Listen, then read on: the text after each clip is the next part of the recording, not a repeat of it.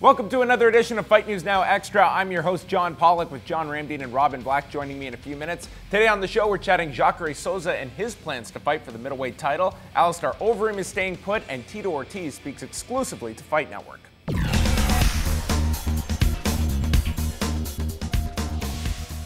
It has been less than a week since Bellator 123, and the incident everyone has been discussing from that show is the situation involving Stephan Bonnar, Tito Ortiz, and the unmasking of Justin McCulley, who is working with Bonnar after falling out a number of years back with Ortiz over money.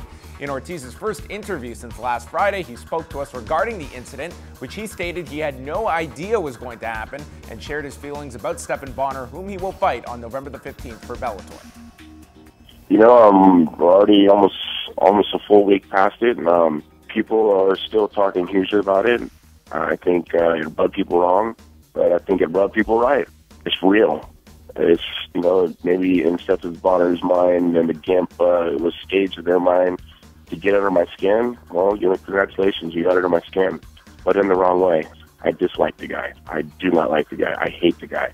I've never hated anybody. I mean, King Shamrock, I never came close to hating him as much as I hate this guy. Forrest Griffin, I never came close to hating him as much as I hate this guy.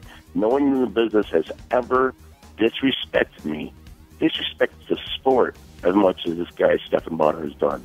They call him the American psycho. He's an American jackass. I mean, like I said, I really can't wait to punch his face in on November 15th in San Diego. And it's on free television, so people don't have to pay for it. They're still going to get a free ass whipping, and he didn't get the ass whipping at the end of the night.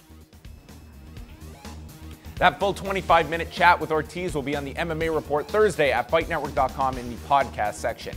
UFC President Dana White appeared on UFC Tonight this week and confirmed that Alistair Overeem will remain with the organization following his first-round defeat at the hands of Ben Rothwell. The loss brings Overeem's UFC record down to a mark of 2-3 since entering the company back in 2011. White also stated that Overeem is still in the top 10 and they are going to find a fight for him.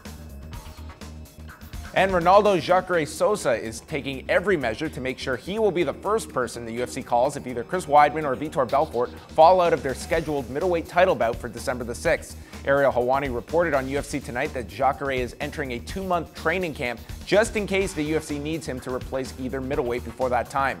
Jacare returned to action this past weekend after a 7-month hiatus where he submitted Gegard Mousasi in the 3rd round of their main event in Connecticut. And John Ramdeen and Robin Black join us, and off the top there, Tito Ortiz speaking with us regarding the incident that went down this past Friday. And I think Tito understands here, listen, tons of people are talking about this incident, whether, you know, he believes that this was just all some plan that Justin McCulley and Stephan Bonnar cooked up. The fact is, this is a fight that I think people are at least more intrigued by than when we got that press release 2 weeks ago and Stephan Bonnar was calling out Tito Ortiz. I think that it's quite amazing that a week later, this is still being talked about. We're used to stories that are in and out in about 24 hours. Yeah, and I think that's what they need to do, keep the momentum going, because everybody knows that UFC is the #1 organization in the world.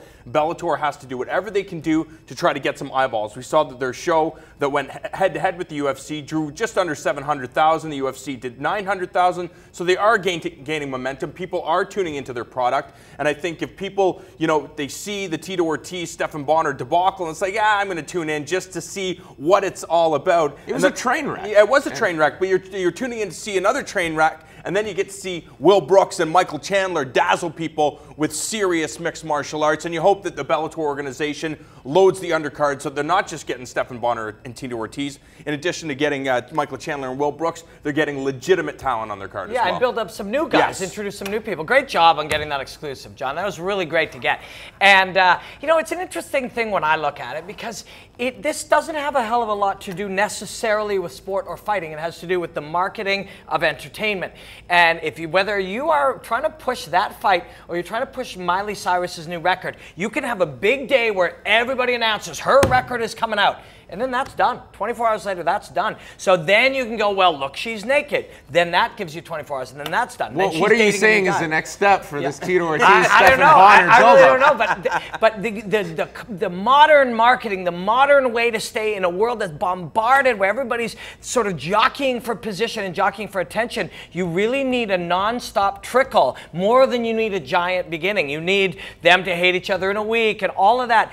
Do I give a shit about that? Not a ton, other than the interest in how stuff is marketed, and these guys are getting that. Can we come to some kind of agreement that I think like all of this in certain moderation can work? I don't want a promotion that is just strictly gimmicks and freak shows, nor do I want one that is strictly just we're going to abide by the rankings and it's very little flavor.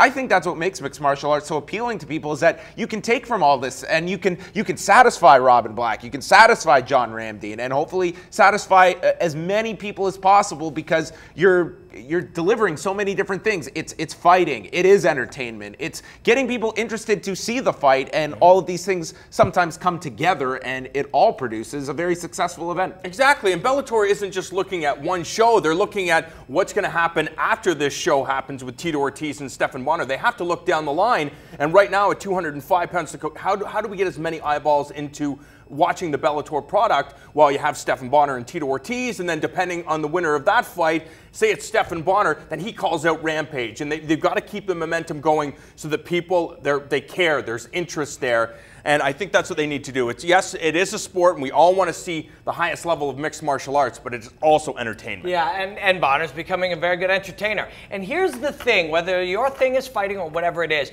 people have a ton of control. Things happen the way we want it. So if the audience says this is what we want, that's what you're going to get, because they're motivated by giving the audience what they want so they can make money. So if you're somebody that says those fights are boring, I like this kind of thing, make your voice heard. Say stuff, tweet things. You have more control today as a fan of anything than you've ever had in your life. And when I go and do what I like, and I have a little tiny bit of influence, I make breakdowns in hope that people fall in love with the fight itself so that they push that idea. Other people go and they hype the other things, but every single fan and every single person has a voice. There you go. Testify Robin Black. On behalf of those two, I am John Pollock, and we have more of Fight News Now Extra, and it's coming your way right now.